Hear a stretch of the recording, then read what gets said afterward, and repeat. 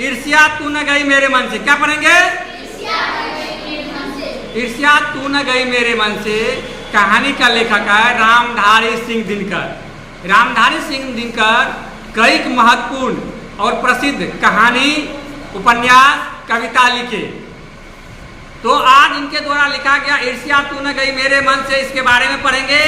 इसको आप लोग घर पर भी पढ़ेंगे, यहाँ तो पढ़ ही रहे हैं। वीडियो तो आपको बना करके आपके पिताजी के मोबाइल पर भेजते हैं, वहाँ पर वीडियो भी देखना है, चैनल को सब्सक्राइब भी करना है और पढ़ना है मन लगा करके, क्योंकि आप लोग का अर्धवार्षिक परीक्षा 28 सितंबर से शुरू हो रहा है और मासिक मूल्यांकन 28 और 29 अगस्त को है। तो आप लोग पढ़िए, अच्छे अंक लाइए, क्योंकि आप पढ़ेंगे तब समाज शिक्षित होगा और देश आगे बढ़ेगा, क्योंकि आने वाले भविष्य की जिम्मेदारी आप ही लोगों के ऊपर है।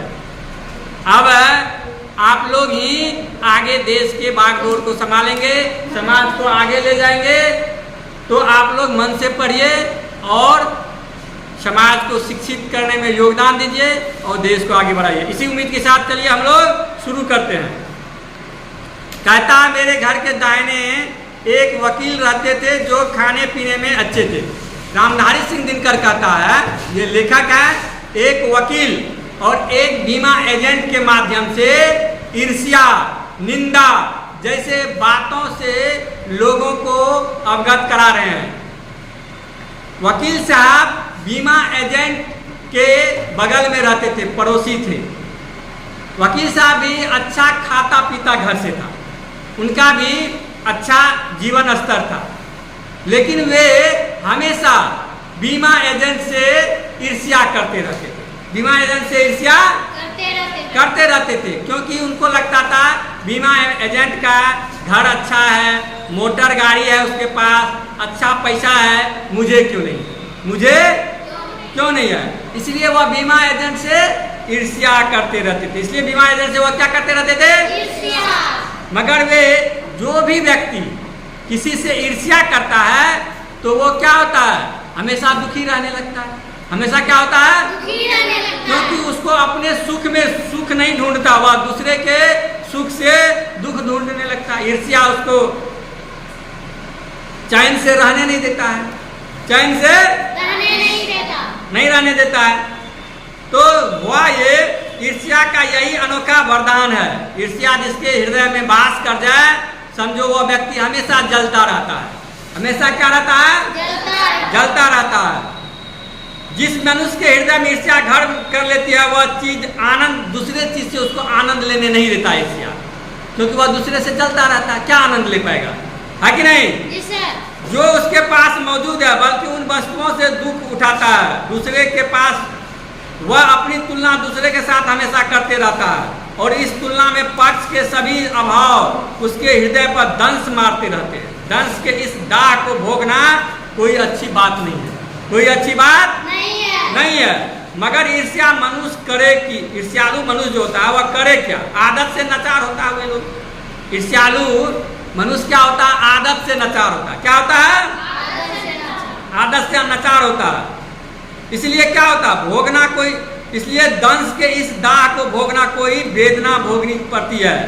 ये जो है ईर्ष्या पालने वाले व्यक्ति को वेदना भोगनी पड़ती है। एक उपवन को पाकर भगवान को धन्यवाद देते हुए उसका आनंद नहीं लेता। ये ईर्ष्यालु व्यक्ति के पास जो भी चीज है उसका वो आनंद लेना भूल जाता है, वह दूसरे व्यक्ति के डाह रखने लगता है।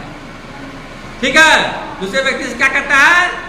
डाह रखने लगता है, जिससे ईर्ष्यालु व्यक्ति का चरित्र भयंकर हो उठता है। अपने अभाव पर दिन रात सोचते सोचते वह दृष्टि की प्रक्रिया को भूलकर विनाश में लग जाता है और अपनी उन्नति के लिए उद्गम करना छोड़ देता है। ईर्ष्यालु व्यक्ति क्या है?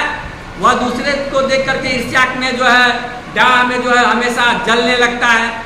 वह अपने सुख दुख को अच्छी तरह से उसका सामना करने, अपने उन्नति के लिए जो कार्य करने चाहिए उसको वह भूल जाता है और धीरे धीरे वह अपने काम समय को व्यर्थ में बिताने लगता है। अपने समय को क्या करता है? दूसरे से वेदना, ईर्ष्या रखने के कारण, वेदना के कारण वह अपना समय यूं ही बर्बाद करते रहता है। ईर्ष्या की बड़ी बहन का नाम है निंदा। ईर्ष्या की बड़ी बहन का क्या नाम है? निंदा। अब जो व्यक्ति ईर्ष्यालु होता है वह क्या करेगा? दूसरे के पास उसका निंदा करेगा। दूसरे के पास उसका क्या करेगा? निंदा करेगा। ईर्ष्यालु व्यक्ति के मन में ये भाव होता है कि हम अगर इसका अगर निंदा करेंगे, इसके प्रति दूसरे के मन में क्या होगा? वैर भाव हो जाएगा। उसके मन से उनका जो है सम्मान खत्म हो जाएगा। तब जब उसका सम्मान खत्म हो जाएगा, जो रिक्त स्थान बचेगा वहां हम जगह ले लेंगे। वहां हम क्या करेंगे? जगह ले लेंगे। और सामने वाला व्यक्ति जिससे वह ईर्ष्या करता है उसकी प्रतिष्ठा धूमिल हो जाएगी, वह समाज में नीचे गिर जाएगा और हम क्या करेंगे? महान बन जाएंगे। उसके मन में ये सब चलने लगता है ना। लेकिन यह सच है क्या? नहीं है। ईर्ष्यालु व्यक्ति हर जगह घृणा के पात्र बनते हैं, हर जगह घृणा के, और उनको जो है उपलब्ध उससे भी वो आनंद नहीं उठा पाते हैं, वो उससे भी आनंद नहीं उठा पाते हैं और दूसरे के दुख सुख को देख करके खुद दुखी रहने लगते हैं, खुद दुखी रहने लगते हैं। ईर्ष्या का काम जलाना है। ईर्ष्या क्या करता है? जलाता है ईर्ष्यालु व्यक्ति को, मगर सबसे पहले वह उसी को जलाता है जिसके हृदय में उसका जन्म होता है। ईर्ष्या क्या है? उसका काम है जलाना, लेकिन वह उसी को सबसे ज्यादा जलाता है जिसके हृदय में वह घर करता है, जिसके हृदय में वह घर करता है। आप भी ऐसे बहुत से लोगों को जानते होंगे जो ईर्ष्या और द्वेष की साकार मूर्ति है और जो बराबर इस फिक्र में ही रहते हैं कि कहाँ सुनने वाले उसको मिल जाए, कहाँ सुनने वाले उसको मिल जाए। और जब सुनने वाला मिल जाता है तो वह एकदम अपना हरदम उबार गुबार जो है वह उसके सामने में व्यक्त करने का प्रयास करता है। लगता है कि वह मानव कल्याण कर रहा है, उसको लगता है क्या कि मानव का कल्याण कर रहे, लेकिन वो मानव का कल्याण नहीं कर रहा था, खुद का हानि कर रहा होता, खुद का हानि कर रहा। सबके मुंह से आवाज क्यों नहीं आ रहा है? खुद का हानि कर रहा था। क्या कर रहा था? खुद का हानि कर रहा होता और अपना समय व्यर्थ में गंवा रहा होता है, अपना समय व्यर्थ में। ईर्ष्यालु मनुष्य का चरित्र दोष ही नहीं है, प्रत्युत इससे मनुष्य के आनंद में भी बाधा पहुंचती है। जब भी मनुष्य के हृदय में ईर्ष्या का उदय होता है, सामने का सूर्य उसे मंदीन सा दिखने लगता है। पक्षियों के गीत में जादू नहीं रह जाता है, फूल तो ऐसे हो जाते हैं मानो वे देखने योग्य ही नहीं रह गया, मानो वो देखने योग्य ही नहीं रह गया हो। सबके मुंह से आवाज नहीं आ रहा है, मानो देखने योग्य भी नहीं रह गया हो। आप कहेंगे कि निंदा के बाण से अपने प्रतिद्वंद्वियों को भेद कर हंसने में एक आनंद है और यह आनंद ईर्ष्यालु व्यक्ति का सबसे बड़ा पुरस्कार है। ईर्ष्यालु व्यक्ति क्या करता है? अपने प्रतिद्वंदी का जो निंदा करता है तो उसको लगता है कि हमने तो निंदा के बाण से उसको भेद दिया और इसमें उसको काफी आनंद लगता है, इसमें उसको काफी आनंद लगता है और वह इसे अपना पुरस्कार मानता है, वह इसे अपना पुरस्कार मानता। मगर यह हंसी मनुष्य की नहीं, राक्षस की हंसी होती है। ये ईर्ष्यालु व्यक्ति का हंसी जो है राक्षस के हंसी के समान होता है, राक्षस के हंसी के समान। ईर्ष्या का संबंध प्रतिद्वंद्वियों से होता है, क्योंकि भिखमंगा करोड़पति से ईर्ष्या नहीं कर सकता। भिखमंगा करोड़पति से ईर्ष्या करेगा? नहीं करेगा, क्योंकि उसके यह एक ऐसी बात है जो ईर्ष्या के पक्ष में भी पड़ सकती है, क्योंकि प्रतिद्वंद्वियों से ही भी मनुष्य का विकास होता है। किंतु अगर आप संसार व्यापी सुयश चाहते हैं तो आप रसेल के मतानुसार शायद नेपोलियन से प्रतिस्पर्धा करेंगे। मगर याद रखिए, नेपोलियन भी सीजर से प्रतिस्पर्धा करता था। नेपोलियन किससे करता था? सीजर से करता था प्रतिस्पर्धा, और सीजर सिकंदर से प्रतिस्पर्धा करता था। सीजर किससे करता था? सिकंदर से करता था, और सिकंदर हरक्यूलस से प्रतिस्पर्धा करता था।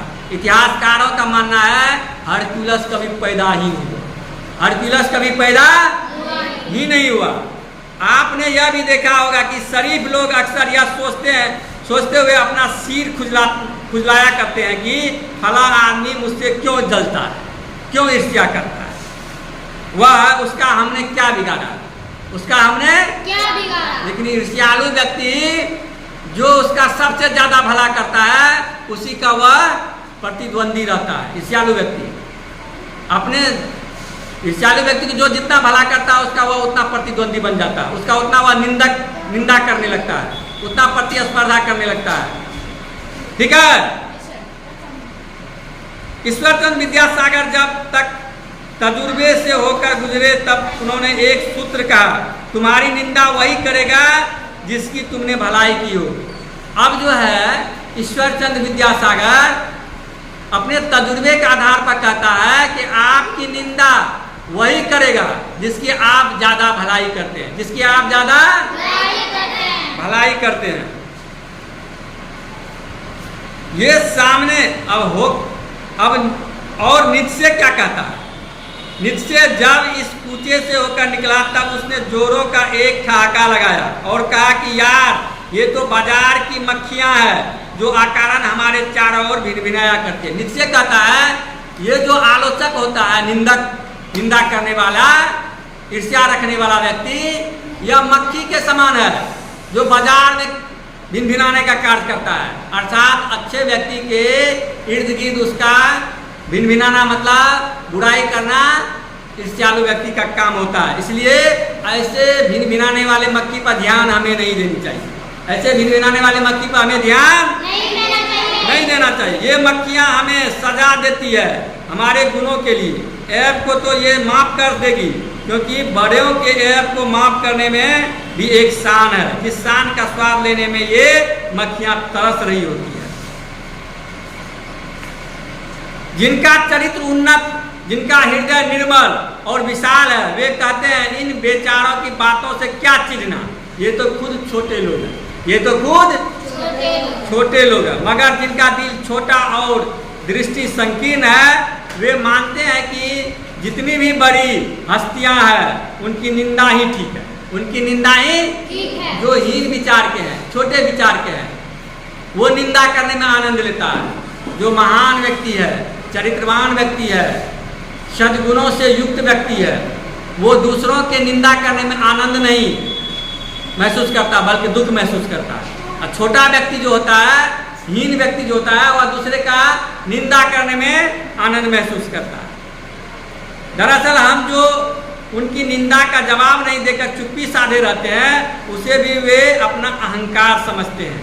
खुशी तो उन्हें तभी हो सकती है जब हम उनको धरातल पर उतर कर उनके ओछेपन के भागीदार बन जाए। सारे अनुभवों को निचोड़ कर नित्शे ने एक दूसरा सूत्र कहा, आदमी में जो गुण महान समझे जाते हैं उन्हीं के चलते लोग उनसे जलते भी हैं। आदमी में जो गुण उसे आदमी को महान बनाता है, उन्हीं गुण के चलते लोग जलते हैं उससे, उन्हीं गुण के चलते लोग जलते हैं उनसे, उन्हीं गुण के चलते लोग जलते हैं उनसे। तो ईर्ष्यालु लोगों से बचने का क्या उपाय है?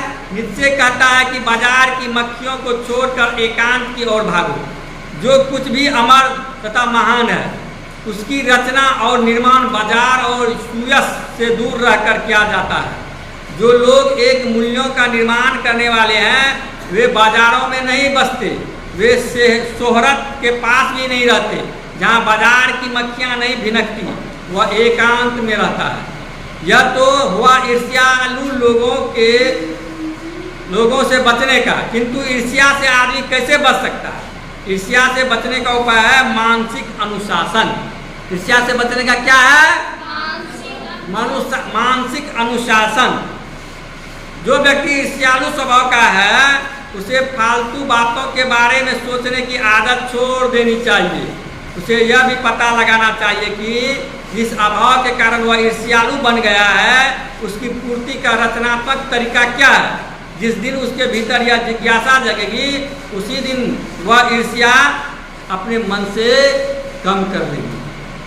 हमें वैसे व्यक्ति को चाहिए जो ईर्ष्यालु प्रकृति के हैं, उसे अपने अभाव को दूर करने का उपाय ढूंढना, अपने अभाव को दूर करने का उपाय ढूंढना, इससे उसका भला होगा, न कि ईर्ष्या रखने से, दूसरे का निंदा करने से।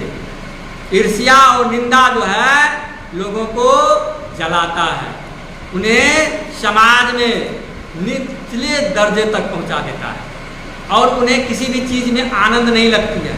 दूसरे से जलने के बजाय दूसरों में अच्छाई ढूंढना चाहिए। बुराई दूसरों का ना ढूंढ करके अच्छाई अगर ढूंढेंगे तो उससे ईर्ष्यालु व्यक्ति को राहत मिलेगी। ये कहानी कैसी लगी आप लोगों को?